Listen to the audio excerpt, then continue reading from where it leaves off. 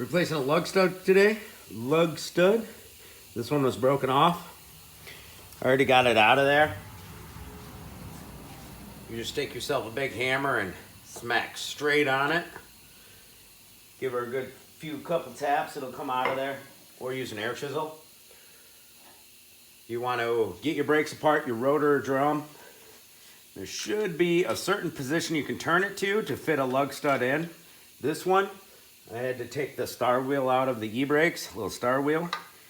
That was just the easiest spot. I'll pop that back in there when I'm done.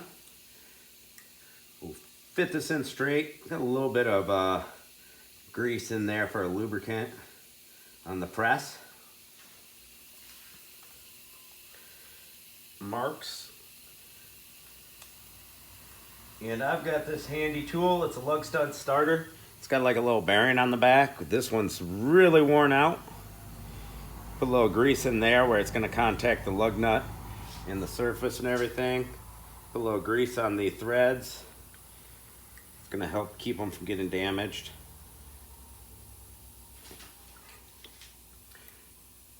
Sometimes it helps to give a little tap on the back to get it started.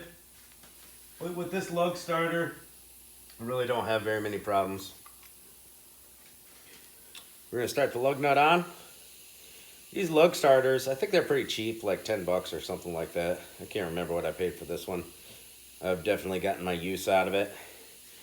We go tighten it up by hand as much as possible, kind of get that seated in there so that when we start spinning this, the back doesn't turn. We want it to suck it right in.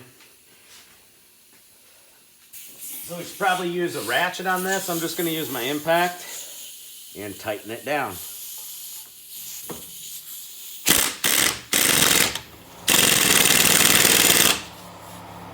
Okay. That one sucked in really easy. Usually it takes more force than that. Yep, it's in there all the way. I can't fit my thumbnail in between the hub and the back of the lug stud, so it's in there. There we go, then take the lug nut off, lug starter tool off, and our lug stud is installed. So, the hardest part is taking the brakes off, rotor, caliper, and sometimes you got to get a little tricky with where you can fit a lug stud in at. Like I had to take that star wheel off. Now I can just spread these e-brakes back apart with my hands.